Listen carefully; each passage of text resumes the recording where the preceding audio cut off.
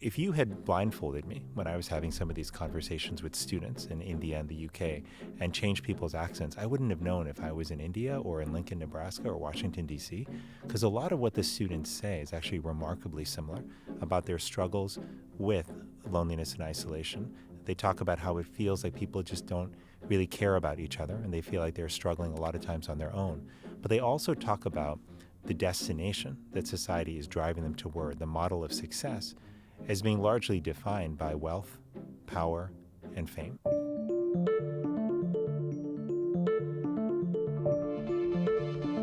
Surgeon General, welcome back to the show. Thanks so much, John. It's good to be back with you. You are now the most frequent offline guest, which Really? I love. Yeah. This is the third time on the show, and we've only had a couple repeat guests, but you're the first three-timer. Oh my gosh! Well, how about that? You and I connected a few weeks ago. You told me you were working on do I get anything special, like an apple? There will be, or an yeah. orange, or... We'll have a gift bag for you on the way out, which is exciting. Well, we connected a few weeks ago.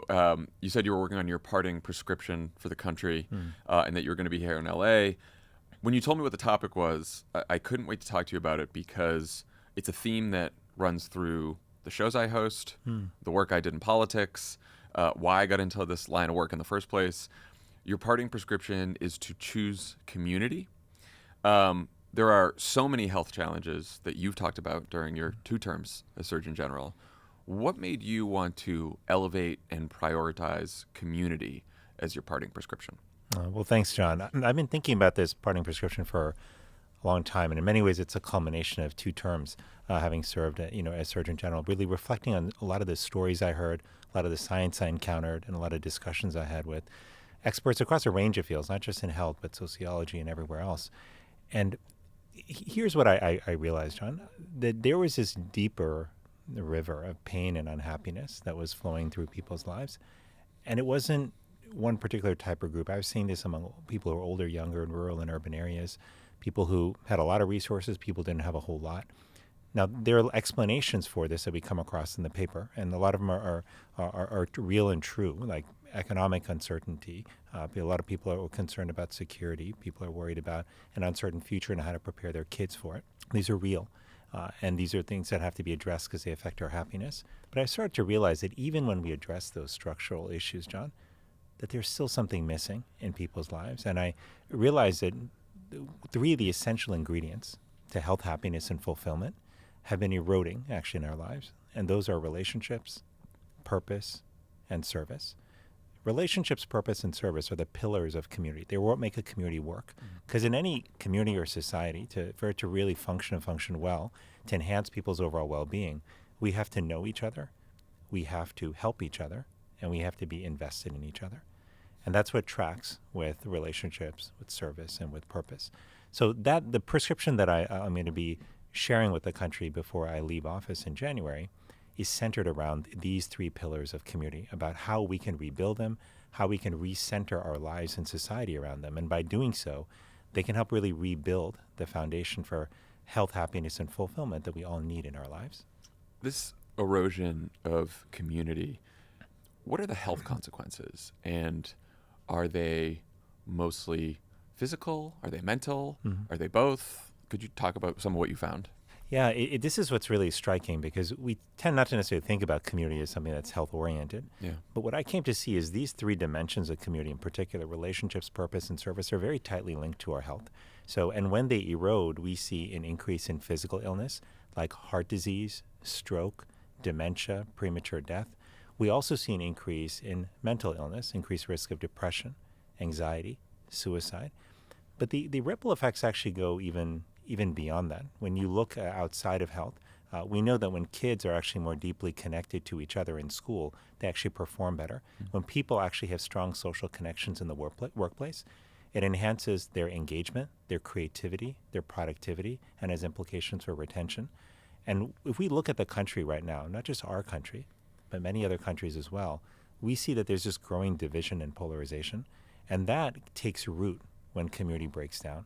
And so if you are, for example, a foreign adversary who's trying to think, how can I target or weaken the United States? What you would do is you would find populations that are struggling with high rates of loneliness and isolation, where people aren't invested in one another, because you know that it's easy to turn people against one another in those communities with misinformation, for example. So this has major implications, community, for our physical and mental health, but also for education, for economic productivity, and ultimately for the security of our country. Is this a uniquely American phenomenon? Do you notice this worldwide?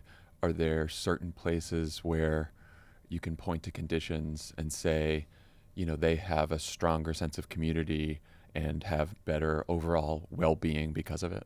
Yeah, this isn't uniquely American. And I actually just spent time in Japan and India and the UK earlier this year. And I saw a lot of really similar trends to what we're seeing. And we can talk about why, because I think a lot of the root causes of what's degrading and eroding community in the United States are at play in other countries too. But with that said, that there are countries that are different places when it comes to actually working on remedying the situation. You take Japan, for example.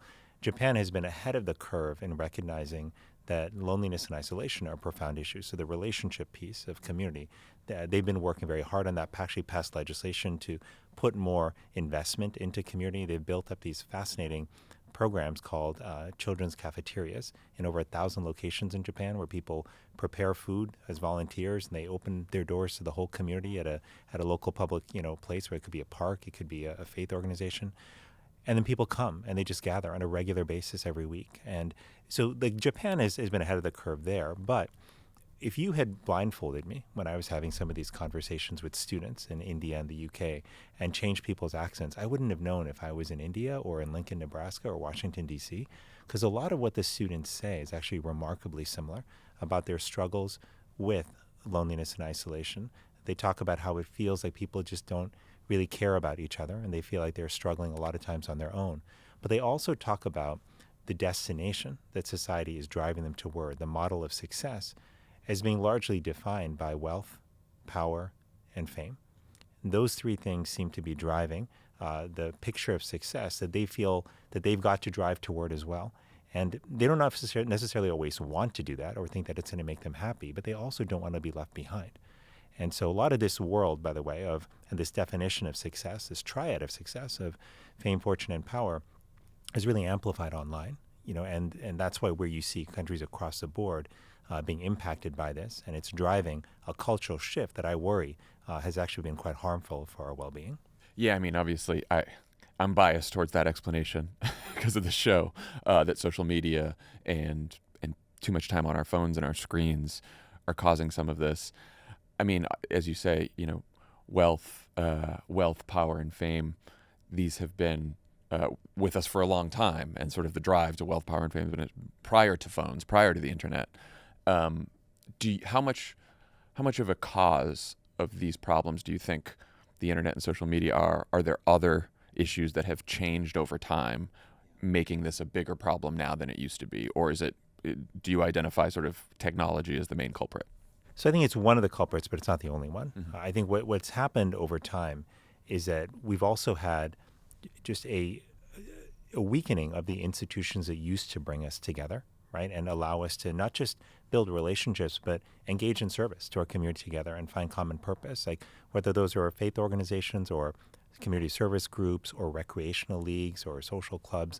Participation in all of these has declined over the last half century in the United States. If you add technology, and what's interesting about technology is it's not only the impact of social media, which I think has been profound and often negative for many people in terms of pushing them toward this intense culture of constant comparison. It's eroded the self-esteem of young people profoundly and pushed them toward the triad of success, fame, fortune, and power. But the other piece about technology more broadly is it's made it less necessary for us to interact with each other. Right, so I can get groceries delivered to my house, products that I want. Like I don't need to go to the store; they just come to my house. And what I really need to go out and see anyone anymore, And I think COVID. What was interesting about the very beginning of COVID, that first year when many of us weren't seeing many people, is a lot of folks were like, "Oh, I didn't realize how much I missed just seeing people in coffee shops, or just seeing someone in the grocery store, or saying hello to the person at the cash register." Those interactions actually make a real difference. But finally, I just say this: the pursuit of fame, fortune, and power. That's not new, right? Like that's been like part of civilization for God knows how long. But there are two things that are really different. One is that the emphasis on that has dramatically increased with technology in particular and with sort of online influencers and social media particularly. But the other piece that has happened is there's been a weakening of the forces that have pushed us toward relationships and purpose and service. So there's forces that we're actually supporting and driving community, and that we're in particular driving the values and virtues that support community, values like generosity, kindness, courage, love. These forces have also diminished in our lives, right? Like just think about like generosity and kindness. Like when I talk to people across the country today, they often ask me, they say, like, Vivek, why is it that it's become more important to be right than to be kind? More important to be like powerful than to be just? Why do we care less about each other? Why is it all about pushing ourselves ahead at all costs? And people don't want to live in that kind of world, but when they see that world around them, and it's largely amplified online, they also don't want to be left behind, right? So if it feels like serving other people makes you a sucker because you're doing that instead of spending time advancing your own career or building your brand, then that's not good, for society overall. So I do think that we don't talk about values enough, John. I think we shy away from them a lot of times because we think, oh, that's really personal. We don't want to alienate people, maybe people associated with faith or religion. But the truth is there are a common set of values that we all actually do care about, that we want to see our kids, live out, that we want to see society structured around, like kindness and generosity. And we need to be more explicit, not only about talking about them, but about elevating the kind of people and organizations that are exemplifying those. Because every time somebody tells me, hey, I don't really agree with this person in terms of their character or their morals, sort of beliefs, but I really like their policy on this particular issue, whether it's taxes or on school vouchers or whatever it is. That worries me because something that you know better than almost anyone, John, is that the decisions that leaders make, 99% of them are made behind closed doors when no one's really watching. And what's guiding them in those moments are their values, right? So I want us to get to a place where we can lift up people who are exemplifying the core values that support community, because that's ultimately what we need. That's what I want my kids to see as they grow up as well. So over the summer, you talked to a physician who writes for The Atlantic named Benjamin Mazer for a piece that was quite critical of your focus on loneliness and well-being, most of it unfairly in my view. But basically the idea is, and I've heard this from other people when I talk about this stuff, that it's too vague and subjective and hard to measure and it's soft. I think he even called this goofy. I'm sure it's like not the first time that you've faced skepticism about this, especially as a physician, as a healthcare professional. What do you say to help people see differently who may be skeptical of this focus and this is like something to focus on? Well, I'll tell you one thing that's really interesting, John, that I didn't expect, is that the focus that I've had on mental health more broadly and on issues like loneliness and isolation have actually been received remarkably positively by people in ways that I actually didn't fully expect. I thought there would be a lot more skepticism, but I think part of the reason there hasn't been has been, number one, I think many people are seeing this problem in their own lives. I remember when I came into office for my first term, when President Obama was president, the opioid epidemic was raging, like in the country, and it still remains a profound challenge today. But in that moment, even though opioids and addiction wasn't something that we talked about a ton in medicine over the prior 20, 30 years, many people, when I remember talking about it on the road, people had an instant sort of recognition that this is important because they knew people in their lives who were struggling. In this moment today, when I ask audiences, whenever I travel, how many people know somebody who's really struggling with loneliness and isolation, almost every hand goes up.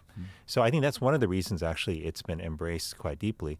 But the other thing that's been interesting is that many people weren't aware of the health impacts of loneliness. They thought it was just a bad feeling. And the truth is, I was one of those people also years ago. I never studied it in medical school. We never came up in a residency training. But when you dig into the science, that's when you really see the powerful impact that social disconnection has on our risk for cardiovascular disease and dementia, the impact it has on our risk for suicide and depression and anxiety, but also the overall mortality risk that it has, which is comparable to smoking and obesity. And we think about smoking and obesity as classic public health issues. And what the science is now telling us is that this loneliness and isolation is an important and essential public health issue as well. But finally, I just look at a lot of this through the lens of history, right? Which is that 30, 40 years ago, if you were talking about mental health, people would have said, that's not really an important part of health. If you talked about nutrition, John, people would have said, yeah, maybe that's interesting, but it's not really central to health. When I was in med school, you know what my nutrition education was, John? What? It was a 7-week course that met once a week in the evenings, and it was optional. That was nutrition education. Good way to get people to go, yeah. Right. But it reflected this notion that I guess it's just not that important. Now we know so much better. We know that, wow, nutrition really is important, essential for health. So over time, what we've done is we've been using data and science to expand the lens through which we look at health and through which we understand the factors that contribute to health. And it's become incredibly clear, as the WHO and many other entities have now recognized, that social health is an extraordinarily important part of our health that impacts our physical and mental well-being. I wonder if one of the reasons it's hard for people to sort of wrap their arms around this as a health issue is the solutions to, you mentioned smoking, right? Get people to stop smoking. Nutrition. We can figure out what healthier foods are and how do people take better care of yourselves.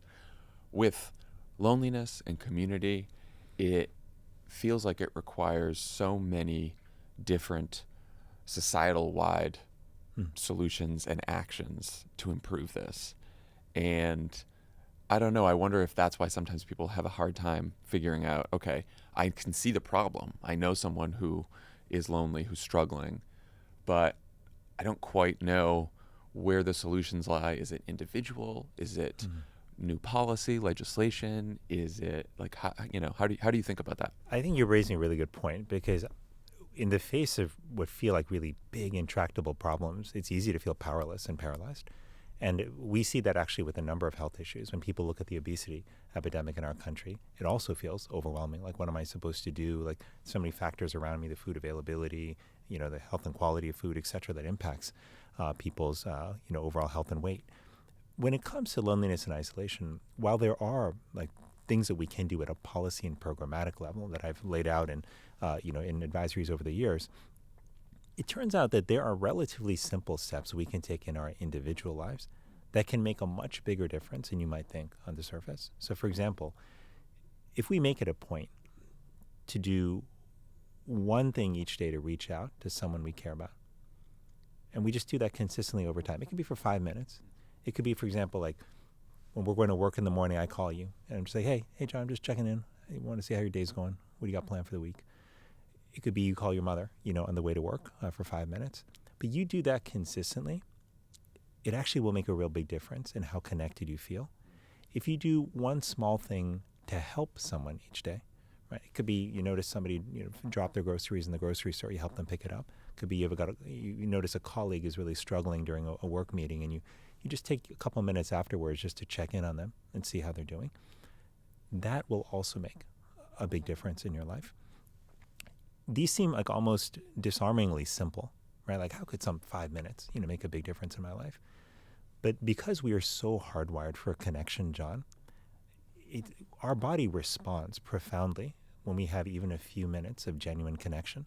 It's why one of the things that I had to remember in my own life was that when it comes to connection, quality is what really matters, right? And one of the most powerful levers that we have to force multipliers, as I think of it, is our attention. So when I would talk to people on the phone, I realized years ago that I was getting into this bad habit of multitasking when I was on the phone. So I'd call a friend to catch up. We wouldn't have talked in months, but like, oh my God, awesome, we're finally like going to catch up. And then when I'm on the phone with them, I'm like sorting through papers, or maybe I'm checking the scores, on ESPN, my favorite website, or maybe I'm like, doing something else, checking my inbox, like whatever it is. And I'm like, oh yeah, I can multitask, I can pay attention. But the reality is that we now know from a science perspective, our brains don't multitask. What they do is they rapidly task switch, right? And so that time that I may be able to recall some of the words my friend said, but I've missed the nuance, I've missed the pause, and I'm not reacting, right? And so one of the things I realized is that 5 minutes spent on the phone talking to a friend where I'm fully present is often much more satisfying than a half an hour of distracted conversation. So these small steps actually really can make a difference in our lives. And it's one of the reasons why last year, when we were doing our college campus tour, focused on loneliness and isolation, we actually posed a challenge, what we called our 5 for 5 challenge, to the students, which is we asked them for 5 days to take one act of connection each day. And it could be simply reaching out to extend help to somebody, reaching out to extend appreciation to someone, or asking for help, one of those three things. And we'll often do an exercise with them right there in the room, John. But we'll ask them, we'll say, it's just going to take 60 seconds. So first 30 seconds, just think about somebody that you're grateful for. Maybe it's somebody who just checked on you yesterday or somebody who showed up last year when you were in crisis. And then the next 30 seconds, pull out your phone, because we teach them how to use technology for good. Pull out your phone and just compose an email or a text message to that person right now and just say, hey, I was thinking about you and about how you showed up for me. That just really meant a lot. Thank you. It could be something that simple, and just send it. And when they finish sending it, we ask them to turn the flashlight on their phone and to hold it up. And the room is usually dim at this point. And I can tell you, I've been now in so many rooms and auditoriums with all of these lights, hundreds of lights flashing up into the ceiling, each one representing like a point of connection that's gone out, that somebody was going to catch on the other end and feel really good and feel like, I feel like somebody has remembered me. I feel like I matter. I feel like I belong. And that's the power of what you can do in 60 seconds. So I try to encourage people to recognize that, yes, we've got to do things on the structural side to, number one, invest more in social connections, support organizations that bring people together, support the building of social infrastructure, the planning of cities in ways that actually enhance and social interaction and engagement. These are all things we can do and should do. But that doesn't take away from the things we can start doing right now, with just a little bit of time and a little bit of attention. We can forge extraordinarily powerful social connection that can help us feel like we belong, which is what we all fundamentally crave. Yeah, it's so true, and I've experienced it. I mean, after the election, you could probably imagine I was doing a lot of comforting of others. People asking me, what happened? What's going to happen now? We're going to be okay. And I guess I hadn't realized how much I needed someone to ask me, like, how I'm doing. You were one of the first people who actually reached out outside of my immediate family and asked how I was doing. And I was telling my wife, Emily, that, and she's like, I mean, that's amazing. She goes, I'm also a little troubled by the fact that the Surgeon General had to check in on you. She's like, that's I don't know what that says about you, but it is. I think because it made me think. First of all, I felt really good, so thank you. But we are just looking for someone to like recognize us, see us, ask us how we are, ask us what's going on, like dig a little deeper than, hey, how's it going, and then just like move on. Which I do all the time to people, hey, how's it going? And then you just move on. What you said is exactly right. And I think it's really deceptive from the outside, because from the outside, it looks like everyone's got everything figured out, that they're living great lives, or they're hanging out with lots of friends, and that they're constantly engaged with social events. Like, that's what it looks like from the outside. The reality is like profoundly different. It's a lot of people who are bumping into others, but feeling like they can't be themselves. They're walking around with masks on, feeling like they need to perform in some way. They're feeling like they can't. People don't necessarily know them for who they are. And I've realized that, we live in this incredibly overscheduled world, right? So like you want to get together with friends and you try to calendar something. And it's like, weeks, months. Like, I don't know when we're free. But I've also realized sometimes that my wife and I will just like call somebody like out of the blue and be like, hey, what are you doing tonight? You want to just like swing by? Like, no big deal. We'll just like pick up something together. Or do you want to just come by after work, even just have coffee with us? Or you're on your way to the airport, you're in town. Do you want to stop by for 15 minutes and say hello? A lot of people actually have that time. Yeah. And so we have found also some of the best encounters. Yes, exactly. And so we have found that sometimes just this spontaneous or like, sort of, without a whole lot of planning type of encounters can be the best. But we also have just realized like never to say no to the 5 or 10 minute encounter. Like if you got a friend who's like, oh, I'm so sorry, I'm like booked up with stuff today, but I can stop by for 5 minutes on the way to the airport, or do you want to like just swing by like my event when it ends? I have 10 minutes, maybe we could just say hello. Always say yes to those things, because that 5 minutes just in person, it just makes such a difference, because that's how we were meant to connect, not just to enjoy the content of what someone is saying, but to see their facial expression, to hear the sound of their voice, to just feel the proximity, physical proximity to them. We absorb all of that, and that helps us feel more deeply connected to each other. Speaking of the election, how have the results shaped your thinking on the challenge of building community in America right now?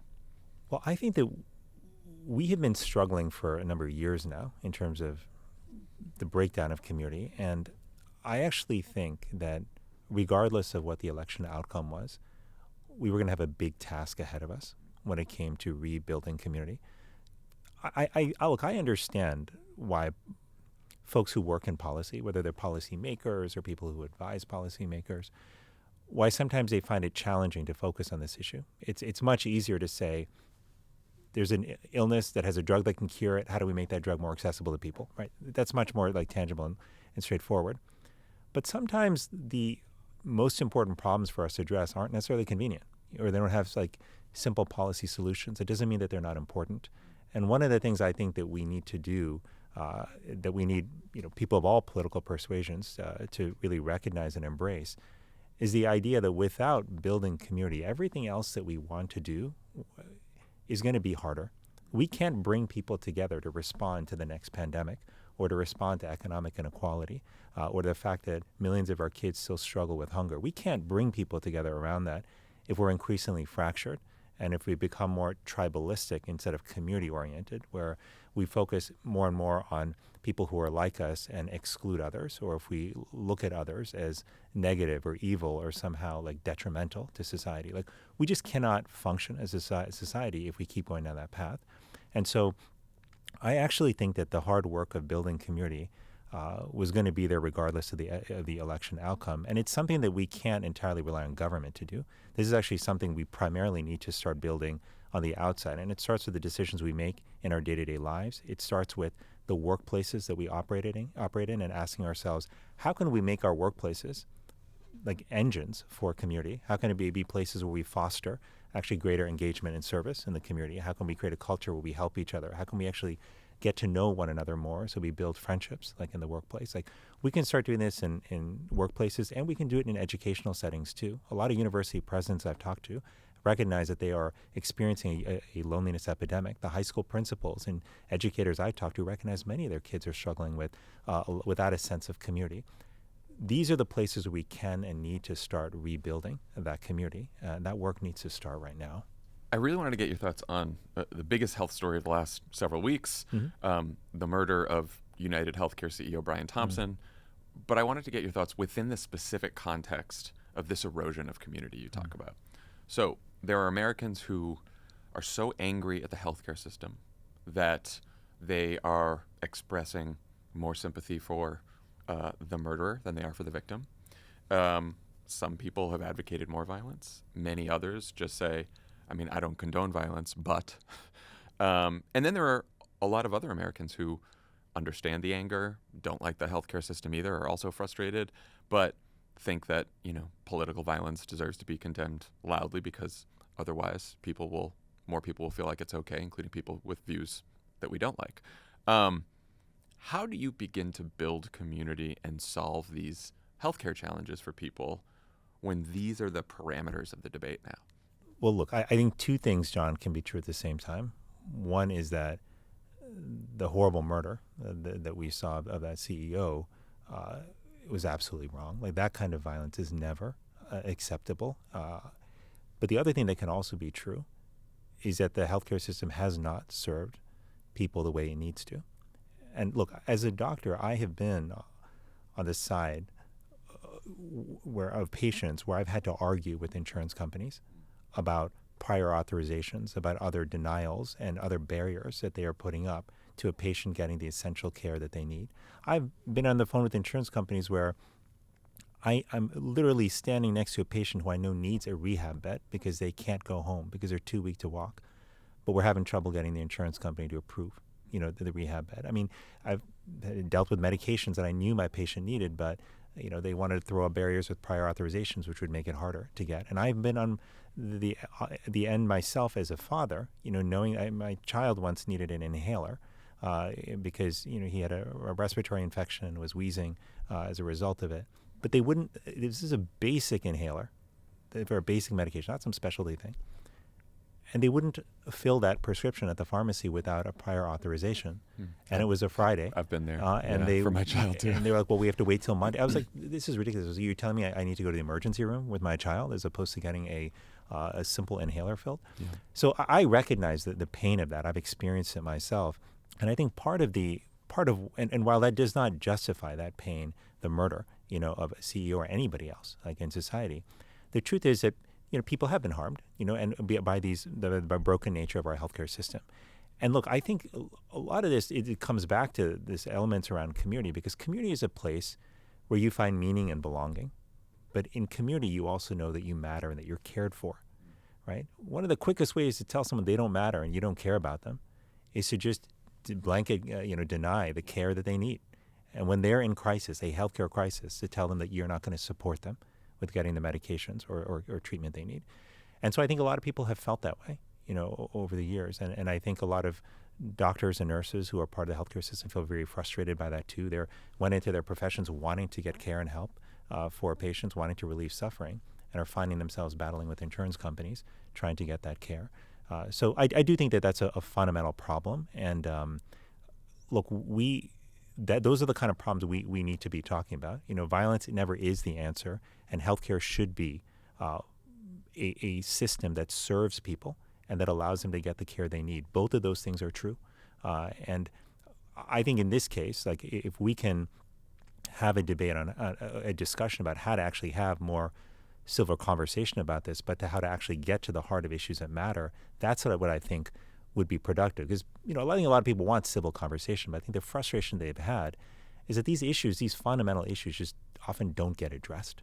People skirt them, policymakers will talk about them maybe in the heat of a campaign, but when the rubber hits the road, the system doesn't change, as much as it should. Now, we have made a lot of strides, right, in the last decade or two. Like when you were in government and I was in government, was a time when, around that time is when the Affordable Care Act was passed, and that brought millions of people the insurance coverage that they otherwise lacked, right? That was life-saving. Those kind of changes make a real big difference, but there's still big broken pieces in the healthcare system, whether it's drug prices, which we finally made some progress on, or whether it's these prior authorizations and denials.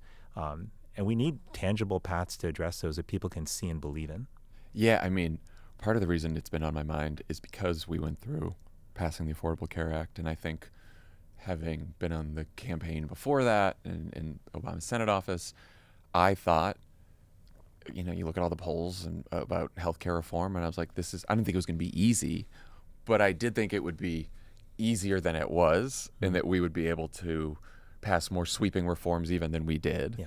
And I think that experience, now why didn't we get to do it? Obviously, there is insurance industry that you're dealing with, and the prescription drug industry, which, we had to wait until this administration that you're in to finally do something about. But getting to your focus, which is community, and getting people to have these conversations and understand, who don't do this for a living, and are living their busy lives and just want a healthcare system that actually works for them. It was so difficult even back then. Yeah.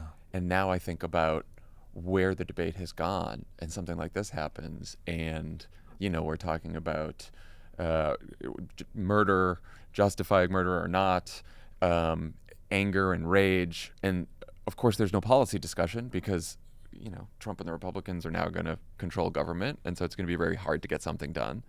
And I just wonder, I think that one of the reasons that our politics are so broken right now is because there is no place to have a conversation that is going to move a lot of these issues forward, even when it's something that should be, I think, to most people, as obvious and clear as ensuring that every single person in this country has access to healthcare they can afford that doesn't lead them to financial ruin.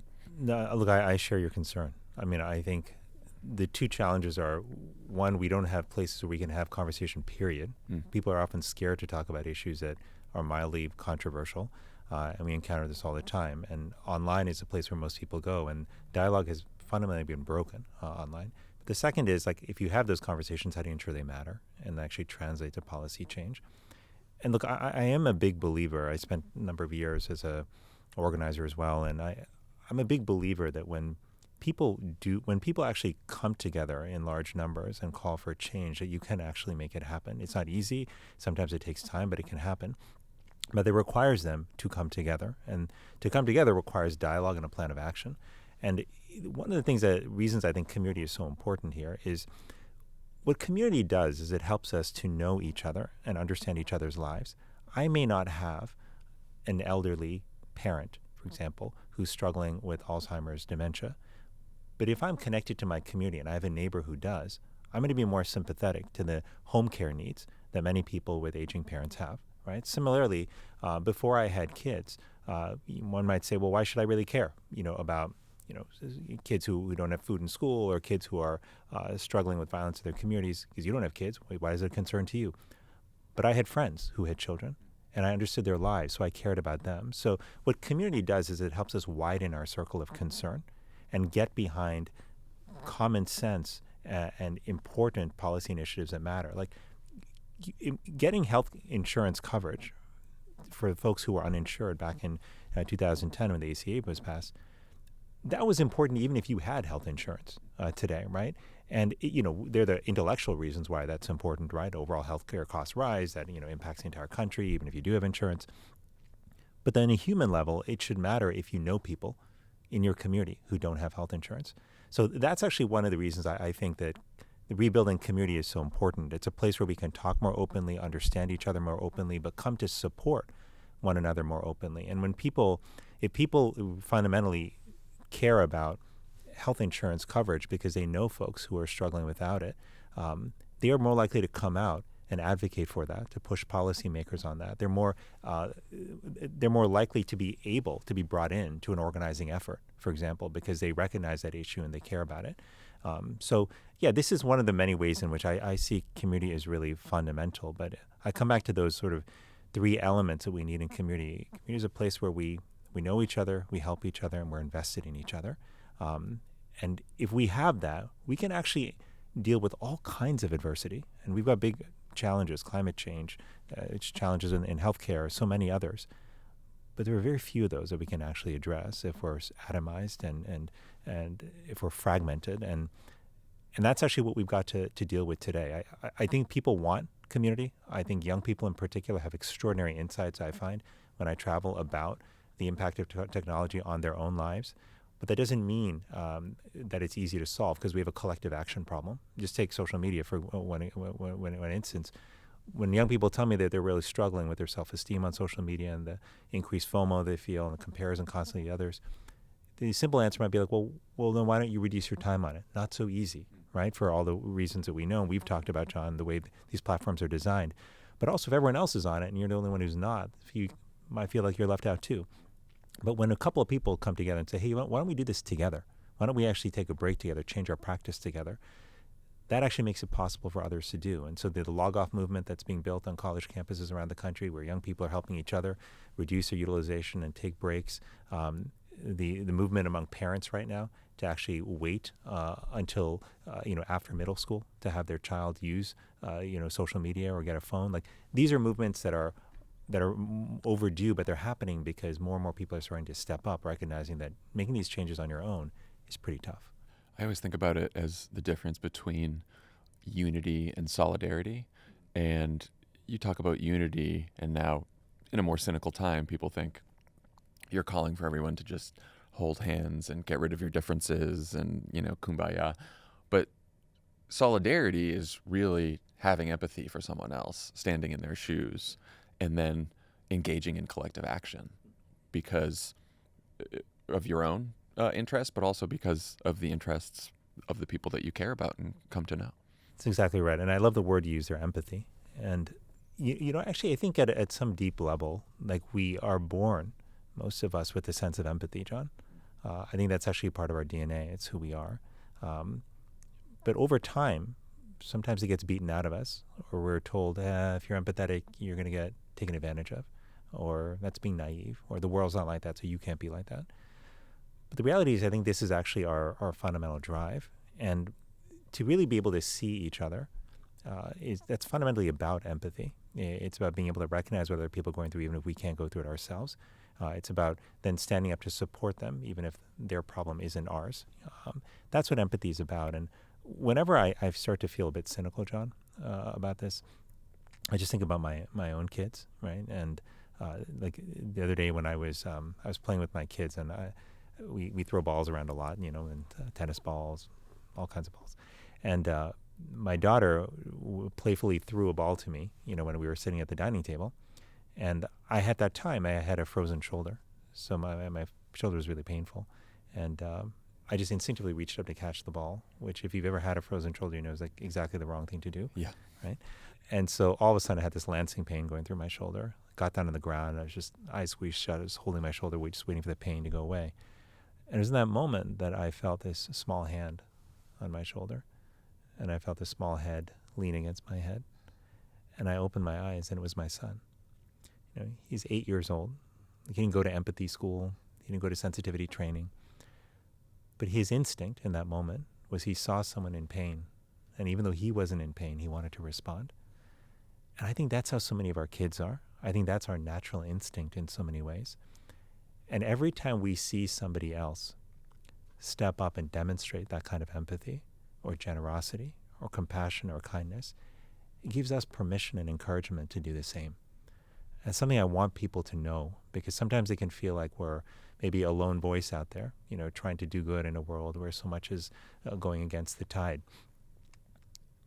But actually, that's not the case. There are people who are hungry for a better way forward, who value the kind of empathy that you and I are speaking about, John, and who want to live life that way, who want to know that the world operates that way. And every time they see somebody step up and do that, it gives them the permission and encouragement to live out those kind of values too. Last question. What is your hope for your successor? I noticed that she also doesn't like social media. She said that she thinks it should be banned to all teenagers.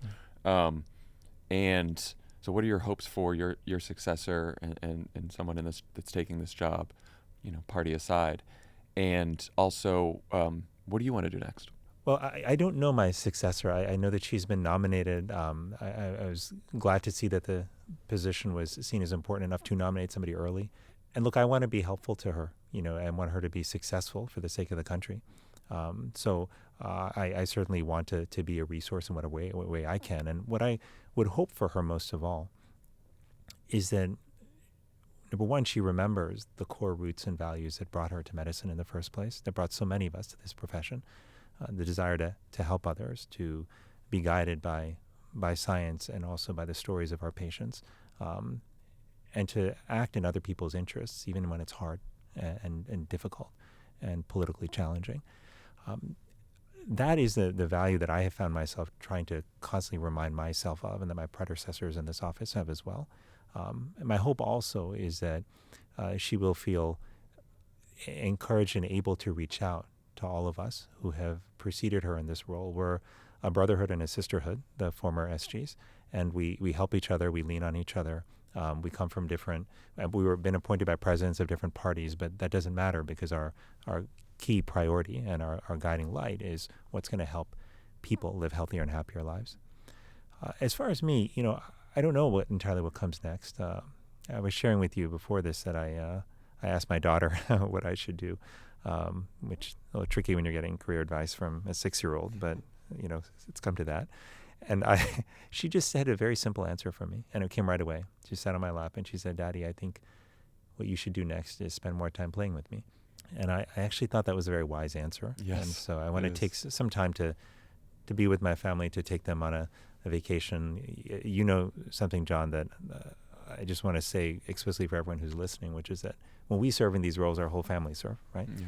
And so the sacrifices are spread among our partners, our kids, our parents, everyone. So, I owe that to them. But what I do know is that what I do want to focus on next is this deeper question of how we now do the hard work of building community.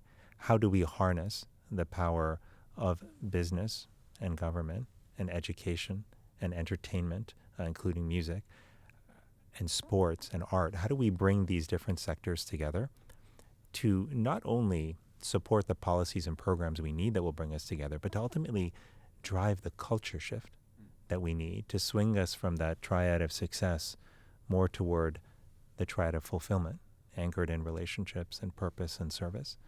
And this is a culture shift, because culture is ultimately driven by what people believe and what they do. And when more and more people do that, then the culture shifts. And I don't know, I just think, John, you're a parent, I'm a parent, and I think about so much these days in terms of the world that I want to be a part of creating for my kids. Our kids are going to be here hopefully long after we're gone.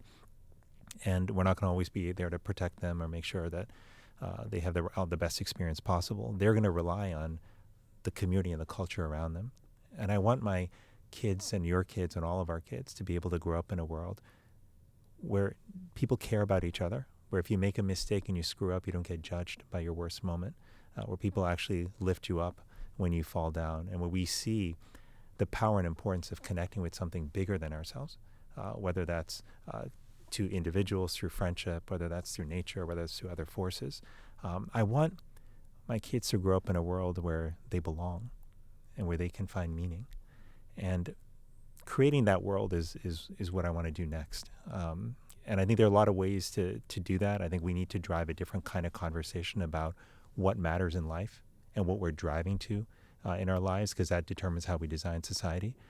Driving that kind of dialogue through different channels is something I'm thinking about.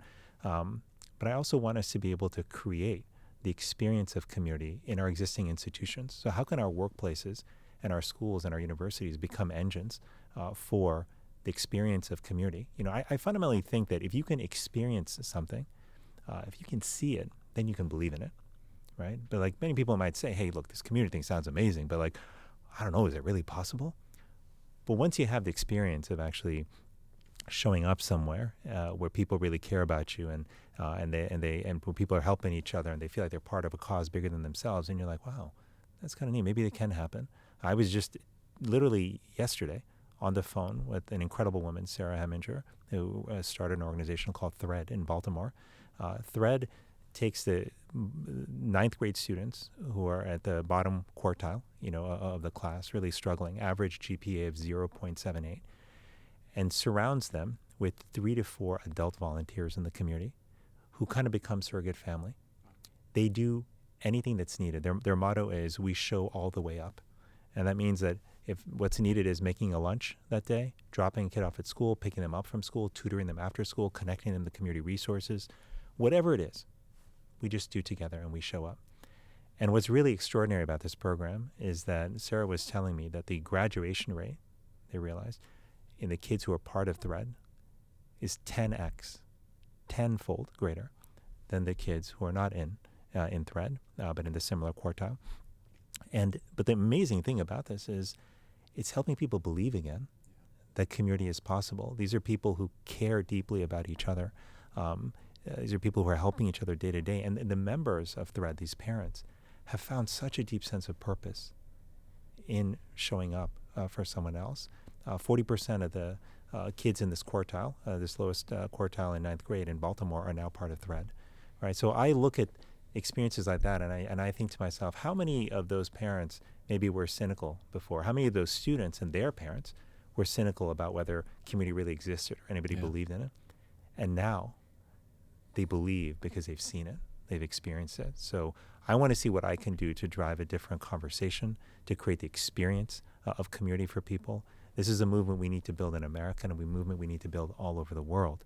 And if we can do that, then I have great faith, John, that whatever challenges may come, whether it's another pandemic, whether it's the ongoing threat of climate change, whether it's economic inequality, whatever it may be, that we can tackle these because we'll be together, we'll have each other's backs, and that's really what matters the most. Well, thank you.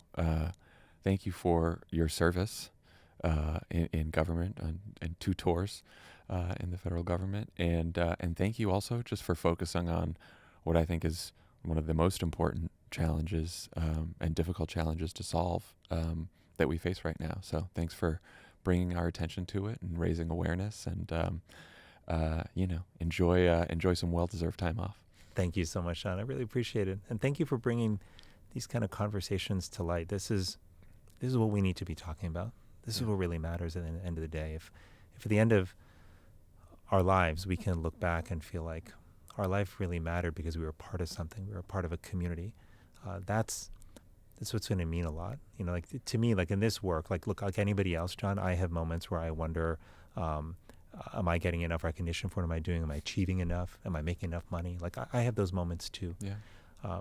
I feel that pull of that triad of success, on me as well. But in those moments, John, I just try to remember these conversations that I had with my patients over the years at the end of their lives. See, the very end of people's lives is often when they are reflecting on what really mattered. And I've had the privilege of sitting down in those final days by their bedside and just listening to them talk. And what's interesting to me, John, is they never talked about how much money was in their bank account, how big their corner office was. They didn't talk about the awards they got or the fancy school they got into. What they talked about were the people in their life, the people they loved, the people they helped, the people whose lives they ultimately touched. And we don't have to wait till the end of our life to realize that. Yeah. That's what really matters. And so if we can build this kind of community for ourselves, for the people we love, for our kids, then we will be giving them one of the most powerful gifts that we can. We will be securing the future for them in one of the most potent ways that we can. And that's why, to me, this mission of building community and revitalizing it is so essential. Well, thank you. Thank you. Take care.